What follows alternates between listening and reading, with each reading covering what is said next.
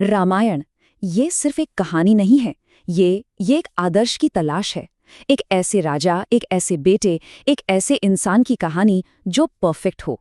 ये duty, sacrifice और धर्म की वो दास्तान है जिसने न जाने कितनी सभ्यताओं को रास्ता दिखाया है। तो चलिए इस महागाथा की गहराई में उतरते हैं। ये कहानी है उस जमाने की, त्रेता युग की, जब कहते हैं कि देवता और इंसान एक दूसरे के बहुत करीब थे। एक ऐसा दौर जब बुराई यानी अधर्म सिर उठा रहा था, और बस तभी धर्म को फिर से स्थापित करने के लिए धरती पर जन्म हुआ राजकुमार राम का। तो राजकुमार का दर्दनाक वनवास, एक कहानी जो किसी खोज से नहीं बल्कि एक बलिदान से शुरू होती है। कहानी की शुरुआत होती है एक शानदार राज्य से, अयोध्या से, एक ऐसी जगह जहां धर्म ही सबसे बड़ा कानून था। पर इसी परफेक्ट किंगडम के दिल में एक बहुत बड़े त्याग की तैयारी हो रही थी।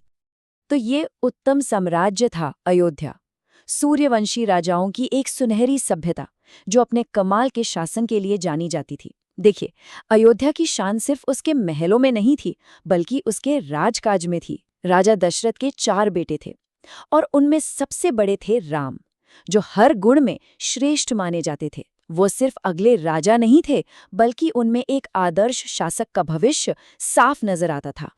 14 वर्षों का वनवास, सोचिए, महल की दीवारों के अंदर दिया गया सिर्फ एक वादा, और सब कुछ बदल गया। अपने पिता के वचन को निभाने के लिए, जो उनके लिए धर्म का सबसे ऊंचा रूप था, राजकुमार राम ने एक सवाल तक नहीं किया, सिंहासन छोड़ दिया और 14 साल का मुश्किल वनवास अपना लिया। एक राक्षसी अपहरण, वो पल जब इस महाकाव्य का असली संघर्ष शुरू हुआ।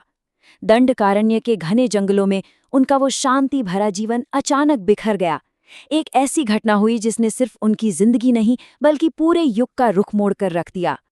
तो ये था रावण का छल। देखिए, ये कोई अचानक हुआ अपहरण नहीं था, बल्कि एक बहुत ही सोची समझी साजिश थी। रावण ने एक पूरा जाल बिछाया। पहला कदम, एक मायावी सोने का हिरण जो राम को दूर ले जाने का लालच था। दूसरा कदम, मदद के लिए एक झूठी चीख जिसने लक्ष्मण को कुटिया से दूर जाने पर मजबूर कर दिया और सीता अकेली रह गई। फिर आया तीसरा कदम, रावण खुद एक साधु के भेष में आया और धोखे से उस सुरक्षा रेखा को पार कर गया। और आखिर में चौथा कदम, रावण ने अपना असली रूप दिखाया और सीता का अपहरण करके अपने राज्य लंका की ओर उड़ गया। और फिर हुआ गिद्धराज का बलिदान। इस अंधेरे में बहादुरी की एक रोशनी चमकी। महान पक्षी जटायु, उन्होंने रावण को रोकने के लिए अपनी जान की बाजी लगा दी, और अपनी आखिरी सांस लेने से पहले उन्होंने ही राम को पहला और सबसे जरूरी सुराग दिया कि सीता को कौन और किस तरफ ले गया है। अब बनता है दिव्य गठबंधन, यानी एक अकेले राजकुमार से एक धर्मी सेना के नेता तक का सफर। अपनी सीता को ढूंढते ढूंढते राम और लक्ष्मण ऋष्यमुख पर्वत तक पहुंचे। उस निराशा के पल में एक ऐसी मुलाकात होने वाली थी जो एक अकेले राजकुमार को एक ताकतवर सेना का लीडर बनाने वाली थी। और इस गठबंधन की जो नींव थी वो थी भक्ति। भक्ति यानी बिना किसी स्वार्थ के पूरा समर्पण, एक ऐसा अटूट विश्वास जो पहाड़ों को भी हिला दे और समंदर पार करा दे। ये वो ताकत है जो नामुमकिन को मुमकिन बना देती है। और इसका सबसे बड़ा उदाहरण कौन? राम के सबसे बड़े भक्त हनुमान। और फिर हुई हनुमान से भेंट। राम ने सुग्रीव की वानर सेना से एक बहुत जरूरी गठबंधन किया और उनके सबसे महान योद्धा हनुमान से मिले। सच कहें तो हनुमान से मिलना ही कहानी का सबसे बड़ा टर्निंग पॉइंट था, क्योंकि अब राम को सिर्फ एक भक्त नहीं मिला था, बल्कि वानर सेना की ताकत भी मिली थी।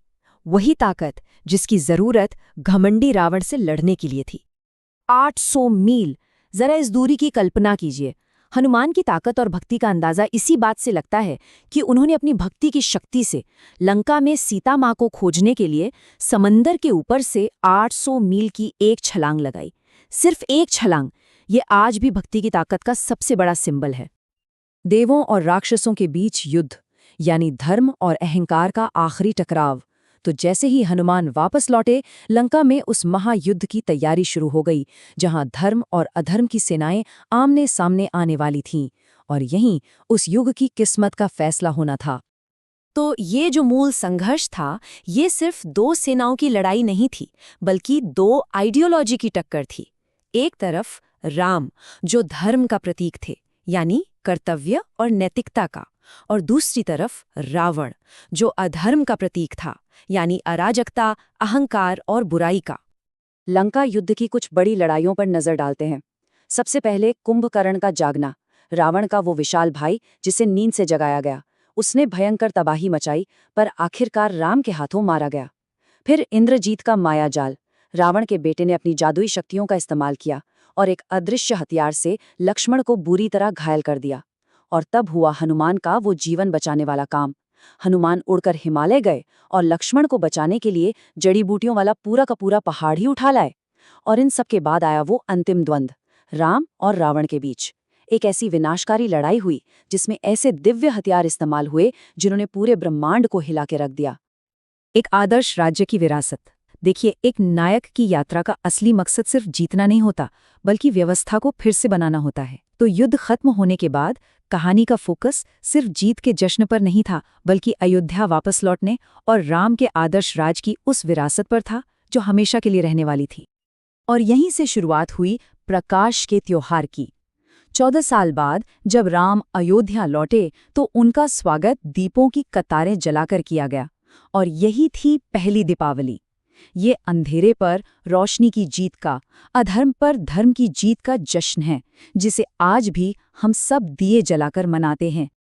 तो राम ने जो शासन स्थापित किया उसे राम राज्य कहा गया, यानी एक आदर्श राज्य। इसके सिद्धांत क्या थे? सभी के लिए पूरा न्याय, समृद्धि और कोई गरीबी नहीं, एक धर्मी नेतृत्व, नैतिक और उसूलों वाला शासन, और सभी जीवों के बीच प्यार और सद्भाव। यह सिर्फ एक राज्य नहीं था, बल्कि एक आदर्श बन गया, एक ऐसा स्टैंडर्ड जो आने वाले सभी राजाओं के लिए एक मिसाल बन गया। रामायण आदर्श नेतृत्व का एक मॉडल तो जरूर देती है, पर पूर्णता की अपनी क्या कीमत होती है, ये महाकाव्य हमें एक आदर्श नेता और कर्तव्य के बारे में बहुत कुछ सिखाता है। ये धर्म के रास्ते को सबसे ऊपर रखता है, लेकिन ये हमें एक गहरे सवाल के साथ भी छोड़ जाता है।